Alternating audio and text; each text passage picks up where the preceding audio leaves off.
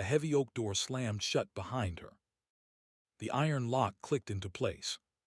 A small leather suitcase hit the gravel and split open at her feet.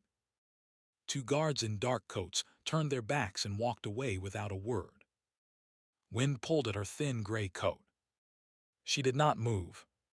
She did not cry out. Her hand reached down for the suitcase, then stopped halfway in the air. Behind that locked door was every memory she had built for 50 long years. In front of her was a stone path leading down to nothing. Her name was Margaret Whitfield. She was 75 years old, and she had just been thrown out of the only home she had ever called her own. What she did next, only 2 hours later, would crack open a secret the family had buried for over a century. Stay with me on this one. Margaret Whitfield had walked through the gates of Ashford Castle for the first time when she was 25 years old. She had a small bag, a black morning dress, and £3 in her pocket. Her husband had died 6 months earlier in a coal mining accident in the north. They had been married less than a year. There was no insurance. No family willing to take her in. The notice in the paper said the Ashford estate needed a chambermaid. She walked 20 miles to apply. Edmund Ashford was the lord of the estate then. He was 32. Tall, quiet, always with a book. The day she arrived, he was the only one who looked up when she entered the hall. He asked her one question. "Can you read?" She said yes. He nodded once. "Then you'll do." That was 50 years ago. For 50 years, she lived inside those stone walls. She started as a chambermaid. Within 3 years, she was head of housekeeping. Within 10, she was running the entire estate. The other staff called her Mrs. Whitfield, even though she was barely past 30, because she carried the weight of a woman twice her age. Edmund never married. Or so the world believed. He inherited the title from his father, ran the estate, gave to charity, and grew old quietly. He had no children. His only living relative was a nephew named Charles. Charles came to visit twice a year, ate at the long table, asked about the estate's value, and left. Edmund never once spoke of him with warmth. Margaret and Edmund were not lovers in any way the village ever knew. They were something stranger and stronger. They were friends. He read aloud to her in the evenings. She told him when his accountants were lying. He gave her the only spare key to his private library. She gave him honesty when nobody else dared. When Margaret turned 60, Edmund gave her a small silver key on a thin silver chain. He told her to wear it always. He told her it was important. He never told her what it opened. She wore it every day for 15 years. She wore it that morning when the new lord of the manor called her into the great hall. Edmund had died 3 months earlier. Pneumonia. 87 years old. He had passed away in his bed, with Margaret holding his hand. His last words to her had been quiet and strange. "When the door closes behind you, Margaret, remember the chapel." She had thought it was the words of a dying man. The funeral was held 5 days later. Charles arrived from London with a small army of solicitors. He read the will aloud to the household. Edmund Ashford, in his final testament, left the entire estate, the title, the lands, and all assets to his nephew Charles Ashford. There was no provision for Margaret. Not even a year's wages. Not even a small cottage on the edge of the property. Margaret had sat in the back row of the great hall and listened in silence. The solicitor had glanced at her once, as if waiting for her to object. She had not. She did not object because she trusted Edmund. She knew he had loved her. She believed there had to be a reason. For 3 months she stayed. She did her duties. She walked the gardens. She tended the things Edmund had loved. She waited. Charles changed everything. He sold 3 of the 4 horses in the stables. He fired the gardener of 40 years. He stopped the donations Edmund had made to the village school. He hosted parties with men who laughed too loudly and women who left makeup on the silk pillows. Margaret kept her head down. She kept the silver key under her dress. She waited for some sign of what Edmund had wanted. That morning, Charles called her into the great hall. He did not look at her when he spoke. He was reading something on his phone. Mrs. Whitfield, the estate has decided that your services are no longer required. She had stood very still. You'll have 1 hour to gather a single suitcase. Anything else stays. The estate keeps it as compensation for the time you've cost us reorganizing. She had not spoken. There's a bus that leaves the village at 4. I suggest you be on it. He still had not looked at her. 2 guards she did not recognize had walked her up to her room. They had stood in her doorway and watched while she packed. They had taken her room key from her hand. They had walked her down the stone steps and out the front door. And the door had slammed shut behind her. The road from Ashford Castle to the village was 3 miles long. Margaret had walked it 1,000 times in 50 years. Today she walked it once more, with the suitcase pressed against her hip and the silver key cold against her chest. The bus would come at 4. She had 90 minutes. She did not get on the bus. Halfway down the road, just past the old oak that marked the boundary of the estate, she stopped. She set the suitcase down on the grass. She took the chain from around her neck and held the silver key in her palm. She thought about Edmund's last words. When the door closes behind you, Margaret, remember the chapel. She had assumed he meant heaven. She had assumed he meant prayer. But Edmund Ashford had not been a religious man. He had not gone to chapel in 40 years.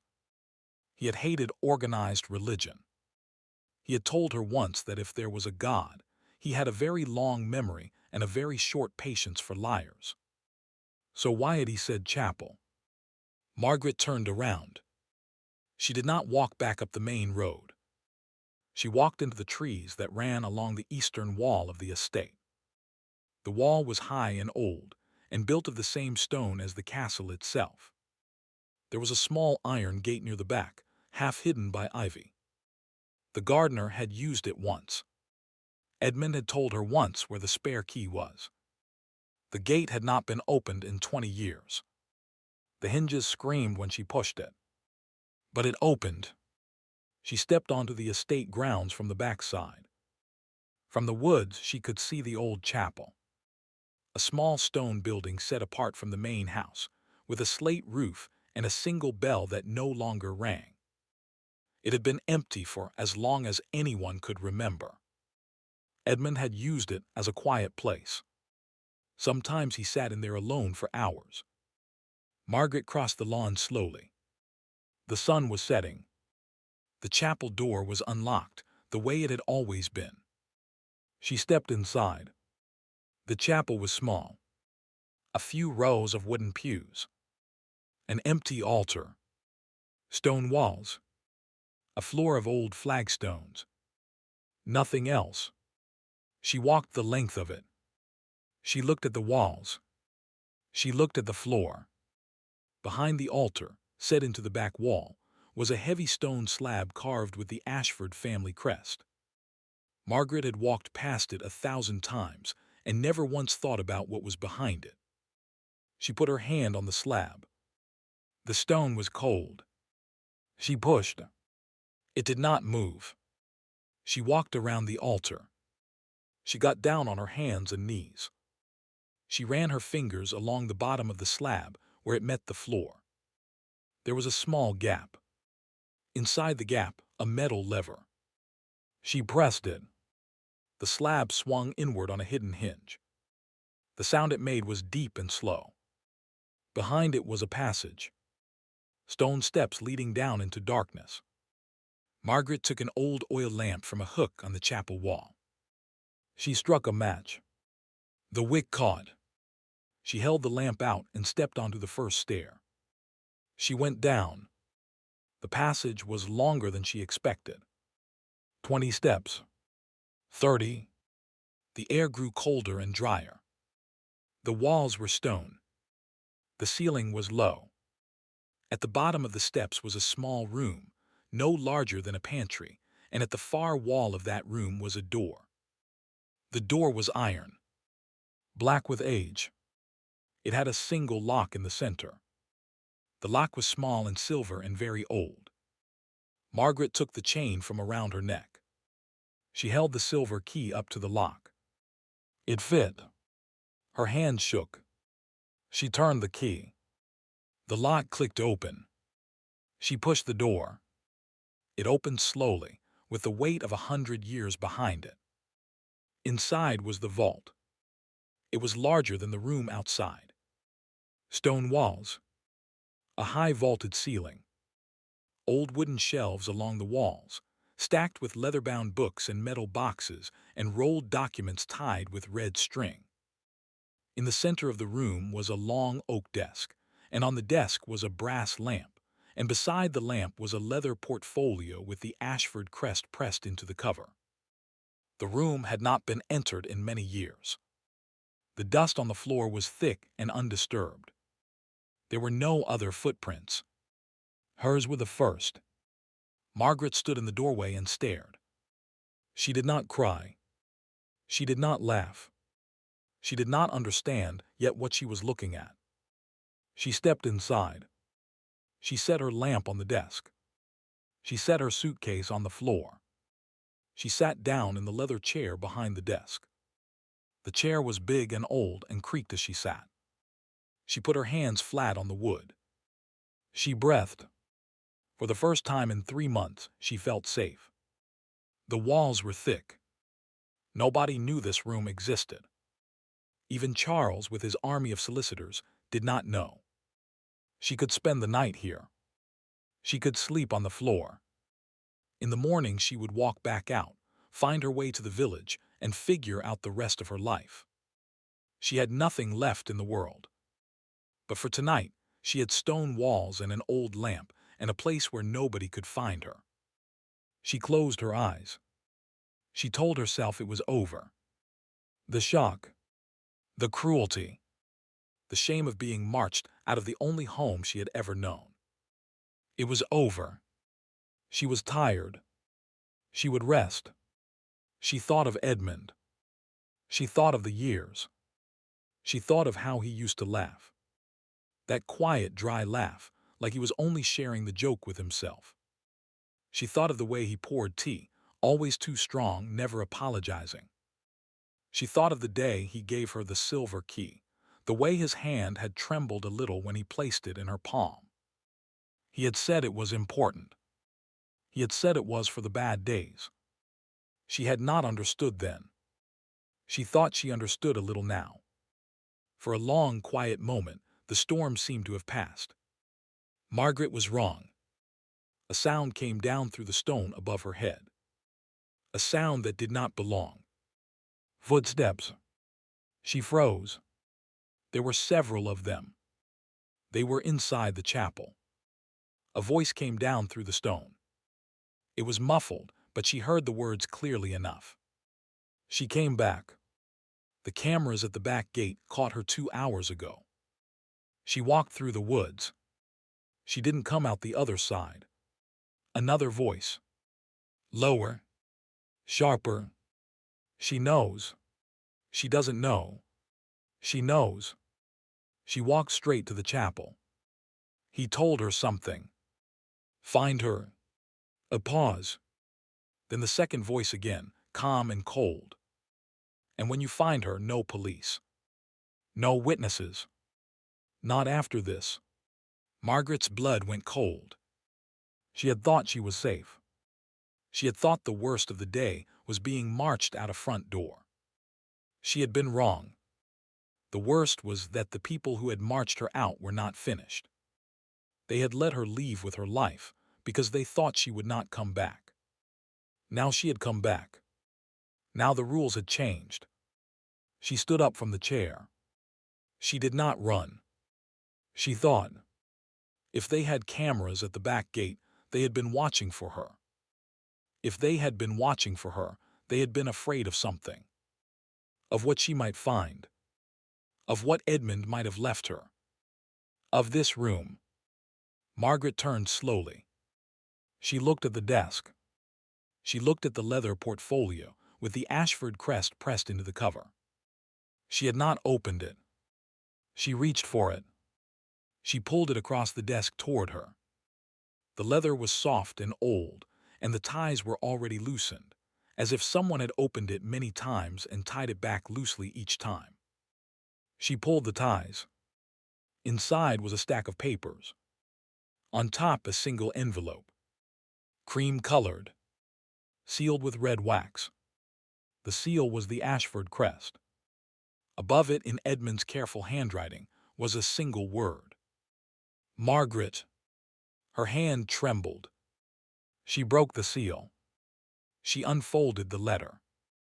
My Margaret, if you are reading this, then they have failed me and you have remembered. I am sorry. I had hoped to tell you all of this myself.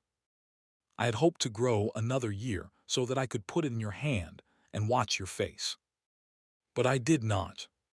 So I have left this for you instead. Read every word. Take your time. The vault is yours. It has been yours for 30 years. Margaret stopped reading. She read that line again. The vault is yours. It has been yours for 30 years. She did not understand. She read on. There is something I never told you. Something I should have told you long ago. I was a coward in love. I waited too long, and then I never said it at all. The day you turned 45, you and I were married. You will not remember it because you did not know. There is a small village in Scotland called Crail, by the sea. We went there one weekend. Do you remember? I told you we were going to look at a property. We did look at a property. We also stood in a small magistrate's office, and I signed papers, and you signed papers, and you thought you were signing for a charitable trust. You were not. You were signing a marriage certificate. The original is in the second drawer of this desk. Forgive me. I know how this will sound. But I needed you protected, and I knew the family would never accept it, and I did the only thing I knew how to do. Margaret's hand dropped to the desk. She did not move for a long time. She continued reading. In the second drawer of this desk, you will find the certificate.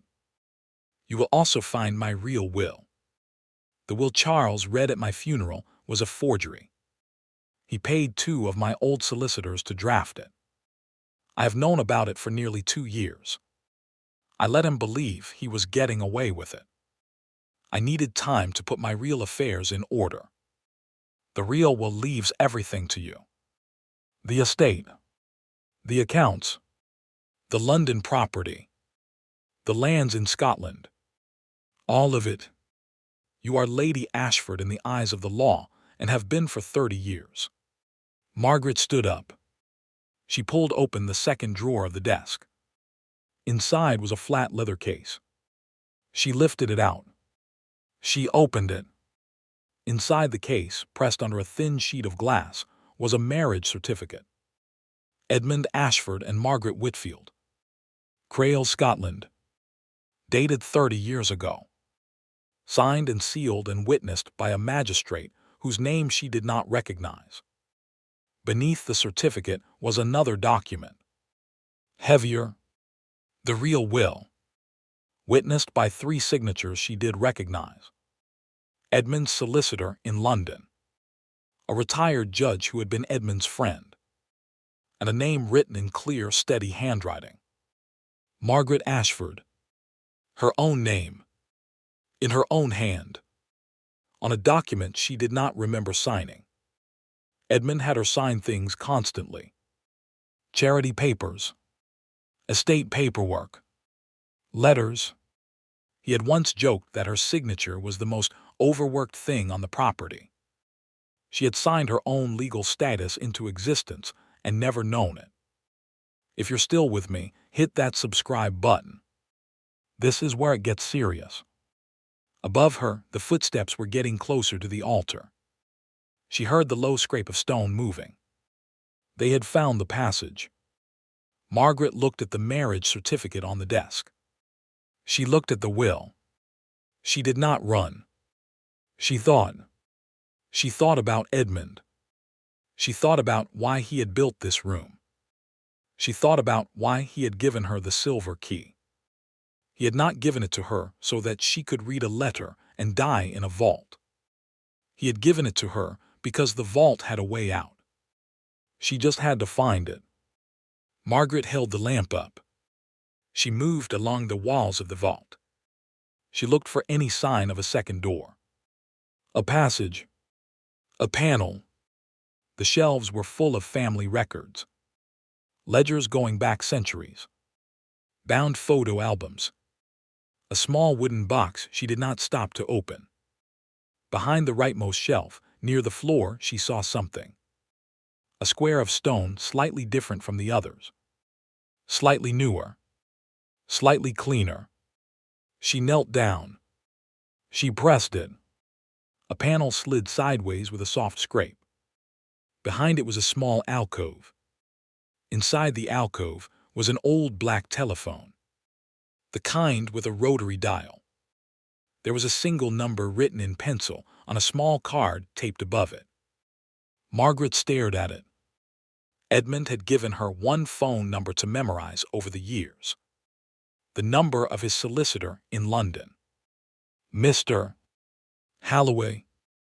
Edmund had told her more than once that if anything ever went truly wrong, she should call that number first. She picked up the receiver. There was a dial tone. The line was alive. Edmund had paid for it to be alive for 30 years. A direct line hidden beneath a chapel that nobody else knew about. She dialed. It rang twice. A man answered. Holloway speaking. Margaret could not speak for a moment. Her throat closed. It's me, she said. Margaret. The silence on the other end was short. Then his voice came back, calm and steady. Mrs. Ashford. We have been waiting for this call for a very long time. Are you in the vault? Yes. Is the door secure? Yes. Stay where you are. I am leaving London now. The police are leaving the village station now. We have had everything ready for 2 years. Do not open the door for anyone except me. Do you understand? Yes. Margaret. One more thing. Yes. You are not alone. You have not been alone for 30 years. He just made sure you would not have to know it until you were ready. She closed her eyes. Thank you, Mr. Holloway. She set the receiver down. She stood very still. Then she heard them, just on the other side of the iron door. They had found the passage. Charles's voice came through the iron, sharp and angry. Mrs. Whitfield, I know you are in there. Open the door. Margaret did not answer. I know you found something. Whatever you found, it does not belong to you. You are a servant. You were always a servant. Open the door, and we will discuss this like adults. Margaret stayed silent. A different voice now. Lower. Practical. The voice that had said no witnesses. Mrs. Whitfield, we can wait out here all night. Or you can open the door now and we can talk. Your choice. Margaret looked at the iron door. She looked at the silver key still in the lock. She looked at the marriage certificate and the will and Edmund's letter on the desk. She walked over to the door. She turned the key. And then she did the last thing they expected. She opened the door. She stood in the doorway holding the lamp. She looked at Charles. She looked at the 2 large men beside him. She looked at the 3rd man behind them, whose face she did not know but whose hands were inside his coat. Charles smiled at her. The same thin, satisfied smile she had seen at the funeral. "Mrs. Whitfield, thank you. Now, whatever you found, hand it over." Margaret did not move. "My name," she said quietly, "is Mrs. Ashford." Charles laughed. "I beg your pardon. I am Lady Ashford. I have been Lady Ashford for 30 years. Edmund and I were married in Crail, Scotland. The certificate is on the desk behind me. The real will is on the desk behind me. The diary in which Edmund documented your forgery, the names of the solicitors you paid, and the dates you paid them, is on the desk behind me." Charles stopped smiling. "You are lying. You are welcome to come in and look." Charles took a step toward her. The third man, the one with his hands in his coat, took 2 steps forward. And then from the chapel above came a different sound. Many footsteps. Heavy boots. Voices calling out. A flashlight beam swinging down the stone steps. "Police! Stay where you are. Hands where we can see them." Charles's face went white. The third man pulled his hand out of his coat. There was nothing in it. He had decided very quickly that this was no longer the right night to be holding what he had been holding. The 2 large men raised their hands. 6 officers came down the stone steps in single file. Behind them, in a long dark coat, was a thin elderly man with white hair and steel-rimmed glasses, and the calmest face Margaret had ever seen. "Mr. Halloway." He stepped past the officers. He stepped past Charles. He stepped into the vault, and he stopped in front of Margaret. He looked at her for a long moment. Then he bowed his head slightly. "Lady Ashford, my condolences for your husband, and my apologies for being 30 years late." Margaret put her hand on his arm. She could not speak. Behind her, Charles was being led out of the passage in handcuffs. He was shouting. The officers were not listening. The 2 large men were already gone, walking up the steps with their hands behind their heads. The third man, the dangerous one, was being walked out separately, between 2 officers who held him very firmly. Margaret stood in the vault doorway and watched them go. She did not feel triumph. She felt tired. She felt, for the first time since Edmund had died, that she could finally sit down. So she did. Dawn broke over Ashford Castle the next morning. Margaret stood at the great front gate of the estate. The same gate she had been pushed through the day before. The same gravel path. The same iron lock. The lock was not closed this morning. The gate stood open. She was not standing outside it. She was standing inside it, looking out, with a cup of tea in her hand and the silver key still on its chain around her neck. Mr. Halloway was beside her. He had not slept. His coat was still on. His glasses were slightly fogged from the cold air. "There will be a great deal of paperwork," he said. "I know. There will be press. The story will get out. It always does. I know. Are you ready for it?" Margaret thought about it. She had been ready for nothing in her life. She had not been ready to lose her husband at 25. She had not been ready to walk 20 miles for a job at the age of a girl. She had not been ready to spend 50 years in a stone house. She had not been ready to be married without knowing it. She had not been ready to be banished. She had not been ready for any of it. She had survived all of it. "I am ready enough," she said. "Mr. Halloway smiled for the first time since she had met him. The estate began to come back to life slowly that day. The cook returned in the afternoon. She had been fired by Charles 3 weeks earlier. She walked up the gravel path with her bag, and when she saw Margaret standing in the front hall, she put her bag down and started to cry. Margaret hugged her. They did not speak for a long time. The gardener of 40 years came back the next morning. He had been pruning roses at someone else's house in the village. He did not say a word. He just walked into the gardens with his shears and went to work. The young men who had cleaned the stables came back. The old housekeeper, who had retired 3 years before, came back to help. The village priest, who had been quietly stripped of his stipend by Charles, came back. The local schoolteacher, whose school's funding had been cut, came back. They all came back. Margaret stood in the great hall on the second day and watched her household reassemble itself around her. She did not give orders. She did not need to. They knew what to do. They had been waiting. On the third day, she went into Edmund's study. She had not been inside since he had died.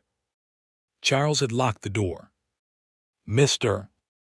Halloway had unlocked it for her that morning. She sat in Edmund's chair. The room smelled like him. Old books. Tobacco from a pipe he had stopped smoking 10 years ago but never thrown away. Wool from the blanket he kept on the chair. She put her hands on the desk and let herself cry, finally, for the first time in 3 months. She cried for a long time. When she was done, she opened the top drawer of his desk. Inside was a single envelope. Her name in his handwriting. A second letter. She opened it. My Margaret, if you are reading this in my study and not in the vault, then you have come home. I am very glad. I am very sorry I was not here to greet you. I want you to know one last thing. I did not give you the silver key 30 years ago because I expected the worst of my family. I gave it to you because I expected the best of you. You will know what to do with all of this. You always did. Take your time. Be kind to yourself. Spend the money. Plant something new. And do not let the great hall stay quiet. It deserves voices. So do you. With all my love always, Edmund. Margaret folded the letter. She put it in her pocket. She stood up. She walked out of the study and down the long stone hallway and back into the great hall. The household was setting the long table for dinner. The cook was lighting the candles. The gardener was bringing in the first cut roses of the new season. Margaret stood at the head of the long table. She did not sit down at first. She just looked. Then she did something nobody at Ashford Castle had ever seen before. She sat down at the head of the table. She had stood beside that chair for 50 years and never sat in it. She had served the meal at it 1,000 times. She had pulled it out for 1,000 guests. She had never once placed her own person in it. She sat down. She picked up her cup. The room was quiet for a moment. Then the cook brought in the first dish, and the gardener bowed his head, and the candles caught the polished wood, and the night went on. 6 months later, Margaret announced what she would do with the estate. Half of the wings would remain her home, and Edmund's home, and the home of the household that had loved them both. The other half, the empty wings that had been closed for decades, would be opened as a residence for elderly women with nowhere to go. No fees. No conditions.